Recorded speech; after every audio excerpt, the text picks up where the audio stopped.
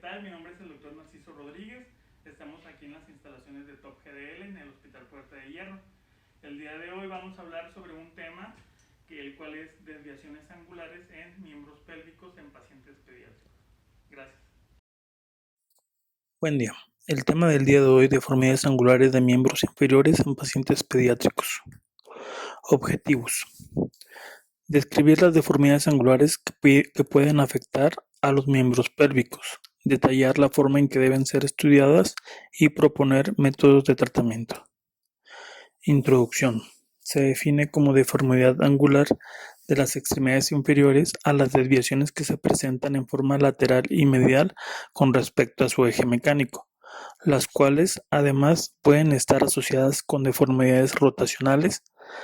La corrección de la alineación en las extremidades previene o disminuye el desarrollo de osteoartritis. Este es un problema que se presenta frecuentemente en la consulta de ortopedia pediátrica. Puntos claves. Perfiles torsionales varían ampliamente en niños sanos. Versión es la inclinación dentro de un hueso como la anteversión femoral, y la torsión está compuesta por la versión del hueso más laxitud capsular de la articulación y el balance muscular. Etiología.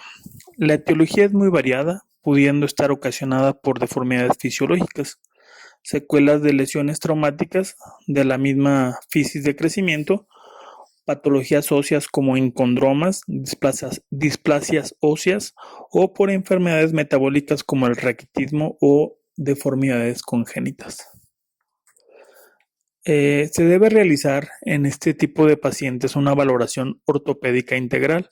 Se debe de realizar una historia clínica completa para ver antecedentes en la familia de alteraciones mecánicas en la marcha o enfermedades adyacentes. La exploración física completa se debe valorar desde el tipo de marcha y las dificultades o incapacidades para desplazarse, la discrepancia de longitud asociada, función y estabilidad de las articulaciones del segmento o extremidades involucradas. Las patologías locales o sistémicas también se deben valorar. Existe una valoración del perfil de ángulos rotacionales, en el cual es de mucha importancia la anteversión femoral. ¿Qué es la anteversión femoral? Es la rotación anterior del cuello femoral en relación con el eje de la diáfisis femoral. ¿Para qué nos va a servir esto? Bueno, es de mucha importancia. Este ángulo de anteversión del cuello del fémur normalmente debe medir de 15 a 20 grados, pero si esta angulación de la anteversión se encuentra incrementada, nos va a dar una marcha con una alteración, con una rotación interna. Entonces vamos a encontrar una marcha introversa, el cual va a causar pues múltiples problemas a los pacientes, desde caídas recurrentes, alteraciones de la misma marcha. Bien, el que tenga un ángulo de retroversión femoral disminuido o menor a los 15 grados que se mencionaron, el tipo de marcha que va a presentar dentro de la línea de progresión es una marcha con rotación externa.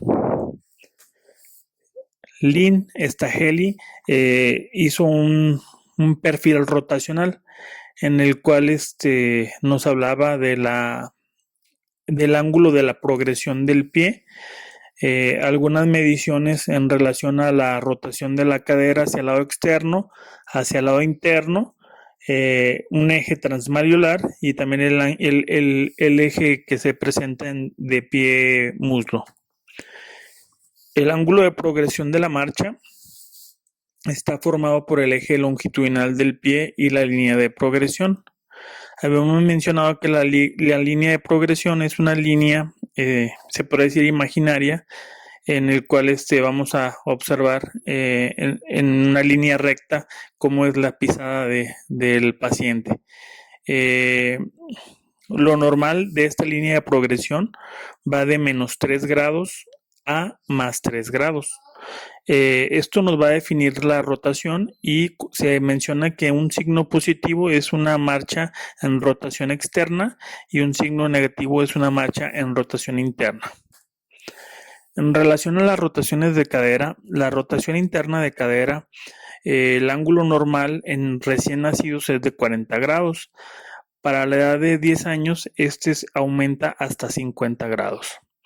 En relación a la rotación externa de cadera, el ángulo normal al nacimiento es de 70 grados, el cual va disminuyendo para la edad de 10 años aproximadamente a 45. En el ángulo muslo-pie, el lactante va a presentar 5 grados, aunque puede tener una medida desde -30 grados hasta 20 grados positivo. Y para la edad de los 8 años aproximadamente debe de tener 10 grados en forma externa. La marcha con rotación interna, esto era lo que les había comentado que se iba a presentar en pacientes que pudieran tener el ángulo de anteversión femoral aumentado. Entonces, en este tipo de pacientes se debe realizar una evaluación completa, donde se debe descartar enfermedades neuromusculares o parálisis cerebral infantil. Se debe realizar el perfil rotacional del que acabamos de mencionar. Se debe valorar las caderas, descartar o visualizar si se presenta alguna asimetría en las mismas. Esto se valorará con una radiografía de pelvis. Tenemos que tomar en cuenta algunos diagnósticos o algunas variantes en relación al paciente que nos pudieran dar esta marcha con una rotación interna. En la edad lactante, los más frecuentes es el alux aducto y el antepie aducto. En los pacientes infantes o en la edad pediátrica es la torsión tibial interna, y en pacientes preescolares es la antetorsión femoral. En pacientes con una marcha con rotación externa, igual, se debe realizar una evaluación completa, descartando o haciendo un hincapié, en diagnósticos como pie plano o enfermedades neuromusculares. Igual, se debe realizar su perfil de rotación. En los pacientes lactantes, lo más frecuente es que sea una contractura de caderas en rotación externa. En la edad infantil, pues la torsión tibial externa es una de las principales, y en la edad preescolar la retroversión femoral es algo que se tiene que tomar en cuenta. Bueno, para este tipo de patologías existen diferentes estudios radiológicos para determinar las deformidades y longitud de las extremidades inferiores.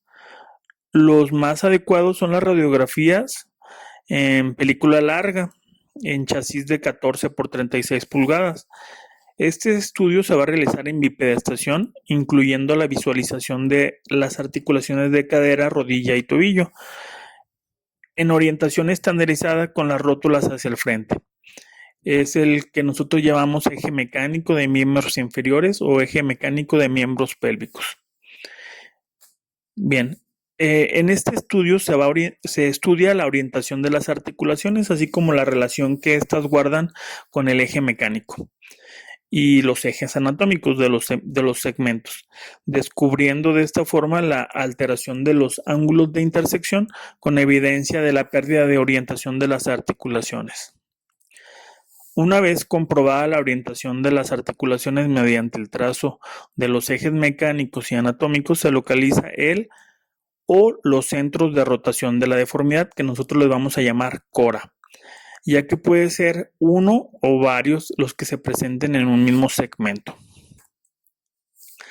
La localización del centro de rotación de la deformidad nos permite planear y ejecutar la corrección en ese mismo sitio, evitando crear deformidades secundarias indeseables. Una osteotomía realizada en el hueso incorrecto puede corregir el eje mecánico, aumentando la mala orientación de la articulación, lo que incrementará la fuerza de cizallamiento en la articulación. Los métodos de corrección son variados.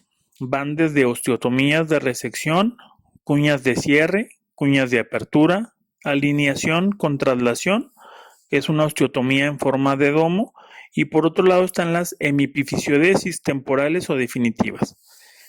Esto se puede dar el tratamiento dependiendo de la edad del paciente, la magnitud de la desviación que llegará a presentar y los mismos centros de rotación, si es uno o varios. Es importante el tipo de fijación que se utilizará para garantizar la menor molestia y la mayor versatilidad. ¿A qué nos referimos con esto? Se debe preservar la función evitando la permanencia de materiales de osteosíntesis en forma interna que requieran procedimientos extras para su retiro. Bien, se debe realizar un estudio de alineación. Hay algunos autores de mucha importancia como Dror Paley y colaboradores. Estos médicos trabajan en el Centro de Reconstrucción de Extremidades de Maryland, en Baltimore. Ellos han estudiado y descrito el diagnóstico, planeación de tratamiento y métodos de corrección basados en una alineación de las extremidades. La relación que guarda la orientación de las articulaciones como cadera, rodilla y tobillo con respecto a su eje mecánico y anatómico de cada uno de los segmentos. Además hay que considerar la presencia de una deformidad en plano sagital, por lo que la corrección de la deformidad debe planearse tanto en el plano coronal como en el sagital. Hay una forma en cómo se debe hacer las mediciones. Se debe valorar la orientación de las articulaciones. En primer lugar, la cadera. Se va a hacer a marcar una línea desde la punta del trocánter mayor al centro de la cabeza femoral.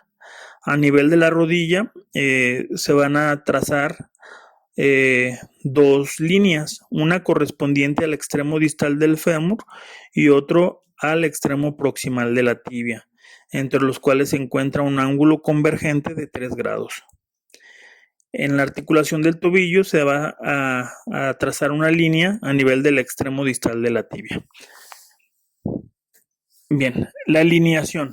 En relación al eje mecánico y eje anatómico, muchas veces nos confundimos y podemos estar tomando referencias erróneas. El eje mecánico es una línea proyectada desde el centro de la cabeza femoral al centro de la articulación del tobillo y que pasa inmediatamente medial al centro de la rodilla. Es la llamada prueba de alineación. El eje anatómico corresponde a los ejes de las diáfisis de los huesos largos. En el fémur se encuentra en desviación en valgo con respecto al eje mecánico, aproximadamente 6 grados, mientras que en la tibia es igual que el eje mecánico. Existen múltiples formas de hacer la interpretación de este eje mecánico para colocarlo dentro de la historia clínica. Vamos a hablar un poco de la angulometría. La nomenclatura por siglas en inglés utilizada para los ángulos, en primer lugar y con minúsculas se describe el uso si es anatómico o mecánico. En segundo lugar, en forma minúscula o en letra minúscula, la M y la L en forma medial y lateral. Posteriormente en mayúsculas, si es proximal P y si es distal D mayúscula. Entonces, referente al segmento, pues la F para femoral y la T para tibial. Y para finalizar, la A, que es ángulo. Por ejemplo, en esta imagen que estamos observando del lado derecho, vamos a encontrar estas angulaciones que vamos a tomar de referencia. El ángulo femoral distal lateral mecánico.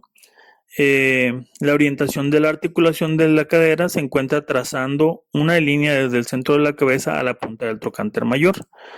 El ángulo formado por la línea de orientación articular y el eje mecánico es de 90 grados más menos 6. Bien, en la rodilla se realizan dos líneas de orientación articular, una distal del fémur y la segunda a nivel proximal de la tibia, que es el ángulo femoral distal lateral del eje mecánico y el ángulo tibial proximal medial del eje mecánico. A nivel del tobillo, la línea de orientación articular distal de la tibia forma un ángulo de 90 grados más menos 2. Es el ángulo tibial distal lateral del eje mecánico, que corresponde a aproximadamente 88-89 grados. Bien, estas formas de descripción son de mucha importancia para poder discernir si el paciente presenta una alteración en su eje mecánico. Bueno, en relación a la evolución fisiológica, nosotros debemos saber la historia natural del crecimiento. Existe una evolución fisiológica en el lactante. Lo más frecuente es que vamos a encontrar un genuvaro. Para la edad de 18 meses, este genuvaro presenta una corrección y se alinea. Y para la edad de 3 años y medio, aproximadamente, se va a hacer una deformidad de embalgo. Y para los 7 años, esta deformidad de embalgo se tiene que corregir. Entonces, algunas veces se pueden tomar algunos pacientes como que tienen una patología, pero es parte de su desarrollo. Las deformidades angulares se van a dividir en dos tipos principalmente, las constitucionales y las patológicas. Las constitucionales se van a dividir en genuvaro y genuvalgo, y las patológicas, pues las que son subyacentes a alguna patología como tal. Bueno, el genuvaro es muy común, es raramente sintomático. Se va a presentar más frecuente, como se había mencionado anteriormente, en menores de 2 años. Muchas veces los padres buscan una revisión cuando el niño empieza a tener su marcha, su deambulación. Se debe valorar si este genuvaro es fisiológico o si es patológico. Los puntos de importancia para saber si es fisiológico: el ángulo de tibia femoral es mayor a 10 grados, presenta su cartílago de crecimiento normal tanto en el fémur como en la tibia. Se puede tomar como normal en el recién nacido. Es más aparente en el momento que se inicia la marcha, y esto se exacerba cuando se presenta aunado la torsión tibial. Y es frecuentemente que acuden a consulta posterior al inicio de la marcha. Se deben de valorar radiográficamente algunos datos. Se debe ver que pudiese presentar una tibia angulada hacia adentro, es simétrica, las corticales internas están engrosadas y esclerosadas. También se deben valorar los planos transversos de rodilla y tobillo, en los cuales se van a observar que están hacia adentro. Los diagnósticos diferenciales del genuvaro principalmente es la enfermedad de Blount, en el cual es de inicio precoz o también puede ser de inicio tardío. Más adelante vamos a hablar un poquito de ella. Otras de los diagnósticos diferenciales es alteraciones metabólicas como raquitismo nutricional, raquitismo hipofosfatémico, alterado el cromosoma X, osteodistrofia renal, displasias óseas como acondroplasia, pseudoacondroplasia, condrodisplasia metafisiaria, displasia fibrocartilaginosa, entre otras. Se puede también tomar en cuenta enfermedades como osteogénesis imperfecta, encondromatosis múltiple, osteomielitis, fracturas. Hablando de la enfermedad de Blount, esta es una deformidad que se va a presentar a nivel medial en la tibia proximal.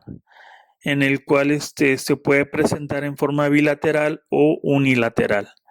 Para esto nosotros vamos a medir el ángulo AMD de Levin-Drennan, en el cual se va a presentar en niños menores de 2 años, menor a 11 grados de Genuvaro, que nos mencionan que es fisiológico. Cuando se encuentra dentro de entre 11 y 15 grados, es dudoso que pueda presentar la enfermedad de Blount, pero si se encuentra este ángulo mayor a 15 grados, nos mencionan que pudiese llegar a presentar hasta un 95% de posibilidades de presentar enfermedad de Blount. Para niños mayores de 2 años, el que tengan más de 11 grados es indicativo de Blount. Bueno, en relación a esta enfermedad existe una clasificación que se llama clasificación de Lange-Scale, en el cual vamos a hacer una valoración de este ángulo que habíamos mencionado. En niños menores de 2 años se debe realizar un control cada 3 meses con una medición también intercondilia. Entre 2 y 4 años se puede encontrar estadios 1 y 2 y el tratamiento es una ortesis de descarga. Y para los estadios 3 y 4, pues lo más recomendado es realizar una osteotomía valguizante. Para niños mayores de 6 años, en estadios 5 y 6, se debe hacer una osteotomía transepifisiaria. Obviamente, pues cada paciente debe de hacerse una evaluación, pues se podría decir, recomendada a su desviación que pudiese llegar a presentar. En relación al genu valgo, es normal entre los 2 y los 8 años. El máximo de desviación se va a presentar entre los 2 y 4 años. Después de los 8 años se menciona que pues ya prácticamente no hay cambio. Entonces el tratamiento quirúrgico regularmente se realiza en pacientes mayores de 8 años. En niños menores de 8 años se presenta frecuentemente esto en pacientes con estatura baja, con una historia de un trauma. Pueden llegar a presentarse infecciones como osteomielitis o una enfermedad metabólica. El diagnóstico diferencial del genu valgo principalmente es una fractura metafisiaria proximal de la tibia, que también se le llama fenómeno de Cousin. Las alteraciones metabólicas como raquitismo, osteodistrofia renal, las displasias óseas que también se presentan en el genu varo, la tibia valga primaria, alguna patología tumoral como encondromatosis, que es la enfermedad de Ollier, anomalías congénitas, ya sea una hipoplasia del cóndilo femoral externo, un déficit en la longitud del peroné, osteomielitis o mielomeningocele. Estas son algunas radiografías de un paciente con el fenómeno de Cousin, en el cual podemos observar una desviación secundaria a una fractura a nivel de tibia proximal. Bien, lo que les comentaba anteriormente sobre la evolución de cada paciente, sobre su desarrollo. Por ejemplo, aquí podemos observar un genu valgo fisiológico infantil. En la primera imagen del lado izquierdo es una paciente de 1 año 11 meses y como se puede observar, pues tiene un genu valgo muy notorio. Esta misma paciente a la edad de 3 años con 10 meses se alineó, se disminuyó esta alteración y a la edad de los 7 años con 8 meses, pues está ya más, se podría decir, características normales. Sí, obviamente este paciente pues no se le hizo ningún tratamiento. Esta es una imagen de un paciente de 12 años y de 15 años, es el mismo paciente, en el cual se encuentra también un valgo constitucional. Se puede ver el eje mecánico, cómo están separadas la línea de intercondilia o transmalleolar. Y obviamente pues aquí este paciente pues tuvo una buena evolución, no se realizó ningún tratamiento quirúrgico. Bien, se debe realizar una localización de la deformidad, la cual puede encontrarse a nivel articular o justa articular, también diaficiaria. En lo que tenemos que buscar es el centro de rotación de la deformidad. Este puede ser único o múltiple, como ya se había mencionado anteriormente, y esto es de mucha importancia para poder planear la corrección más adecuada. El tratamiento, o sea, cuando la deformidad se encuentra en la zona diaficiaria, se pueden realizar osteotomías en cuña de apertura o cierre a nivel del centro de la rotación de la deformidad, obteniendo la corrección del eje mecánico y anatómico. Cuando el centro de rotación angular se encuentra en la zona de la metáfisis, epífisis, van a ser deformidades yuxtaarticulares. Probablemente se requiera alejarse del centro de rotación de la deformidad para evitar una lesión articular al momento de hacer la osteotomía. Lo que requerirá, además de una angulación, es la traslación y en ocasiones una sobrecorrección para lograr la alineación adecuada.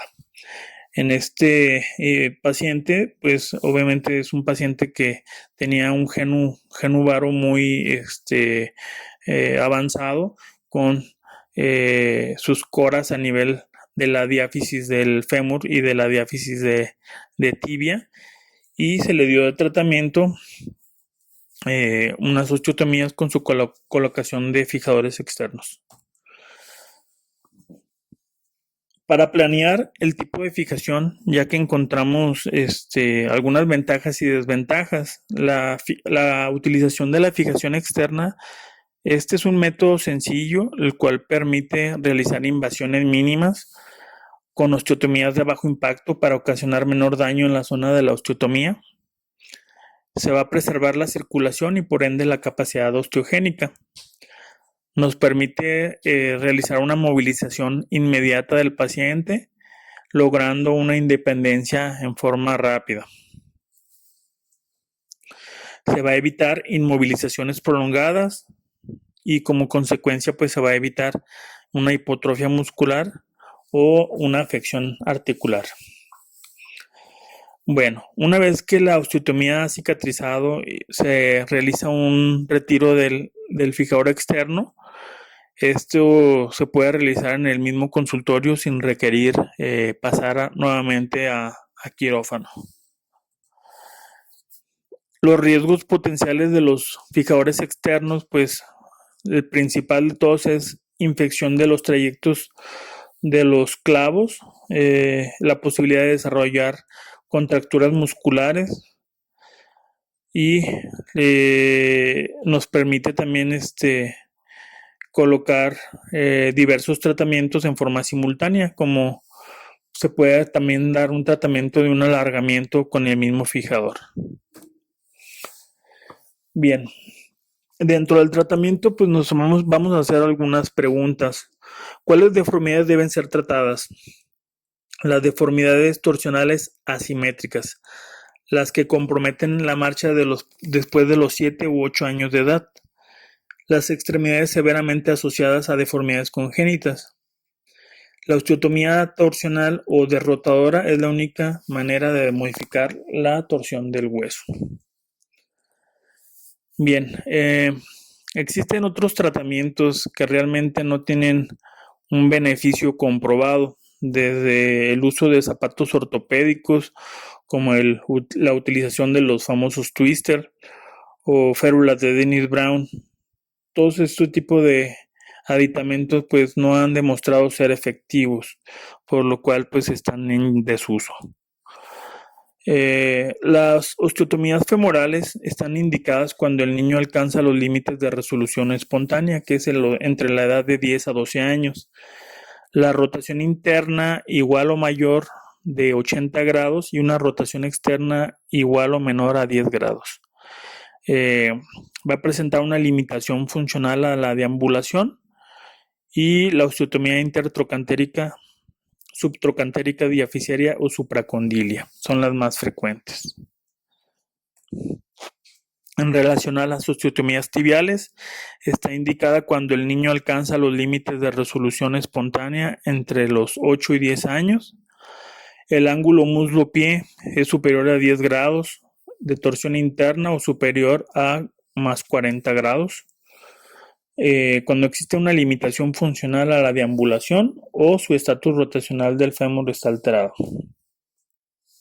Aquí podemos ver una osteotomía derrotadora a nivel de tibia distal. Bueno, un breve resumen. Los perfiles torsionales varían ampliamente en los niños sanos, por lo cual se debe valorar cada niño en forma independiente. La historia natural de las alteraciones torsionales, se debe saber que existe una evolución normal y una corrección la cual se puede presentar a la edad de 7 u 8 años.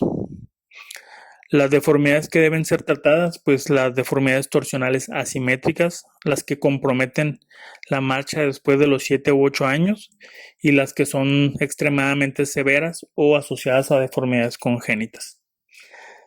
Bueno, aquí les dejo la bibliografía. Espero que les haya servido esta breve plática. Realmente este tema es muy extenso y existen múltiples tratamientos que se pueden realizar en forma independiente a cada niño. Muchas gracias por su atención. Hasta luego.